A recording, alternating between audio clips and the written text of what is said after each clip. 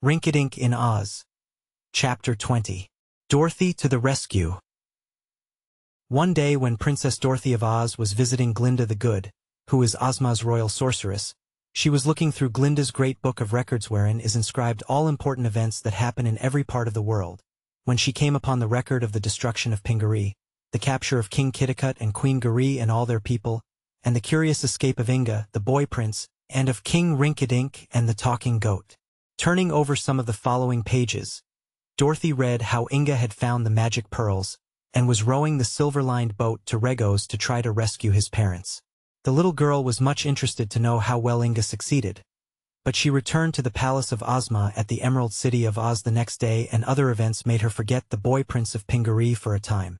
However, she was one day idly looking at Ozma's magic picture, which shows any scene you may wish to see, when the girl thought of Inga and commanded the magic picture to show what the boy was doing at that moment.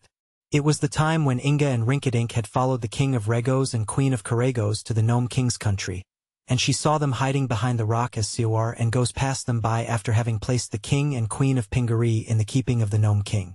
From that time Dorothy followed, by means of the magic picture, the adventures of Inga and his friends in the Gnome King's caverns, and the danger and helplessness of the poor boy aroused the little girl's pity and indignation.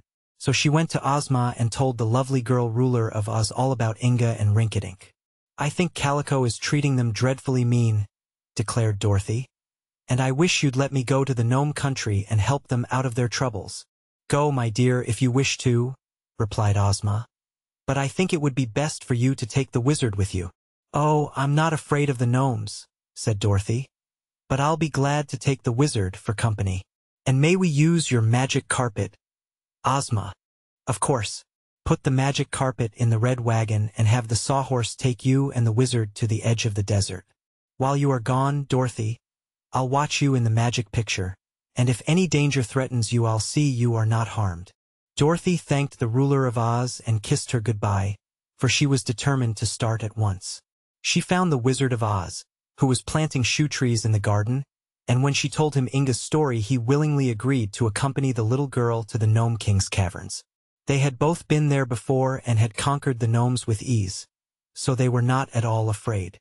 The wizard, who was a cheery little man with a bald head and a winning smile, harnessed the wooden sawhorse to the red wagon and loaded on Ozma's magic carpet.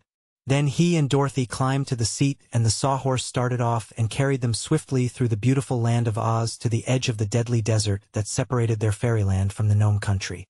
Even Dorothy and the clever wizard would not have dared to cross this desert without the aid of the magic carpet, for it would have quickly destroyed them.